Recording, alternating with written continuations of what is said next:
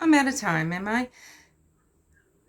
Allegations about the FBI are saying I've got 9 minutes. Might turn into a new video. The allegations about the FBI agent who was there visiting family, when it turns out there's a catfisher involved in child porn and in just being very egregious to young people. And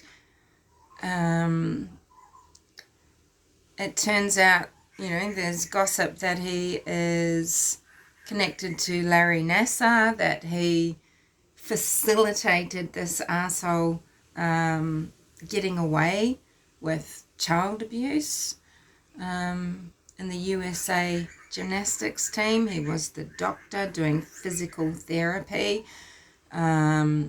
It's really gross. He is a monster. He is a true monster. Things like that. All of this, it's just overload. It is overload. How can you sort the wheat from the chaff? It's not that nothing is unimportant, because anyone that is damaging people, that this is important, and they must be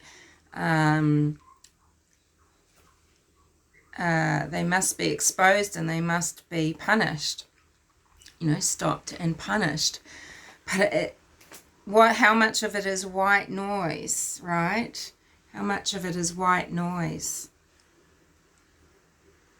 The intention could well have been that the person would take these two girls away, just as is thought to have happened by a law enforcement agency. They believe that, at the time Lyric and Elizabeth were missing from Evansdale, they thought that actually the girls were being held alive for a period of time, maybe a week. And that could have been the intention here of the perpetrator or perpetrators, and it just didn't happen like that. Personally, I don't know. Look, if this is some sort of satanic ritual, then the water is important to the ritual. So they were never intended to be taken anywhere else. They intended exactly to do what they did where they did it. I'm thinking back, for example, to the West Memphis Three, who killed those 3 8-year-old boys in the waterway at Robin Hood Hill.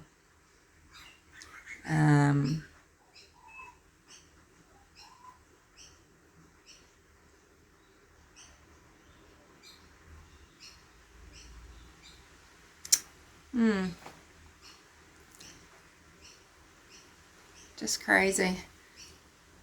If my computer hadn't given up the ghost and everything, I'd try doing lives and we could just chat it out. So I know it's boring sitting listening to me going around in circles, repeating myself, not really being very coherent, but just thought I'd have a chat. So catfishing, I don't think so, not that actual day. But I think possibly there had been exploitation, or at least some attempt at it. Maybe Libby had shared this with Kelsey, and Kelsey had been able to big sister her out of it, explain to her how dangerous it was, told her to reset the phone, even though people will say, well, was it Tara? I don't know, I'm just musing here. And maybe feels guilty that she didn't bring that up to adults in Abby's life. Maybe they did. Maybe this was already knowledge to the family that there had been an attempt to exploit Abby, okay? Libby, sorry. We don't know, okay? But maybe Kelsey had talked to Libby, I'm sorry if I said Abby before, already, and big sistered her off that particular ledge. So I don't think on the day it was an actual catfishing event. Whether or not the person knew the girls, I don't know. I'm not sure what the story is with the car at the CPS building. Really what police are meaning when they're saying they want the driver of this car. I think this might be not a trick question, but I think it might be an appeal to, someone who thought they were innocently doing something. Maybe dropping someone off or whatever, and they just haven't come forward. Or maybe it's because they might have been someone in a position to see comings and goings, and they're the ones that haven't been tracked down. They haven't had their statement taken. Do I think Bridge Troll as I like to call him, went on the 505 or 501 trail that day? Whilst I think those are really good theories, because I can see how people can have those vistas. I think with that winter wilderness, too much visibility, and I just don't think he would, because I do think it's someone that knows the area, and I don't think they were ever on that trail. And I don't think the sightings of someone on the trail, I don't know. I don't know what to make of the sketches. Are they truly someone that saw him? Possibly just dog walking lady. I don't know what's going on there. I can't make up my mind about those now, but I don't believe he was on the trails, the 505 or the 501. I just don't believe it. I think he came and went the same way. And regarding the drones, the drone flying over, heat seeking. Now I understand, yes, Mind Shock made some videos about the drone footage, etc.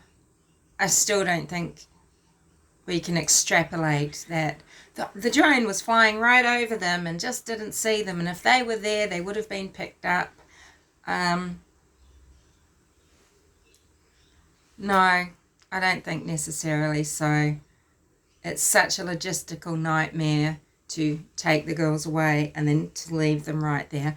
Why discard them there? Why take them back there? Why not just leave them somewhere else?